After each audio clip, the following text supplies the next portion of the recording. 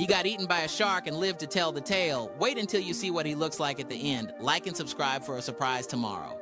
Jake, a seasoned diver, swam off Maui's coast. A great white shark, drawn by a cut on his leg, attacked, swallowing him whole.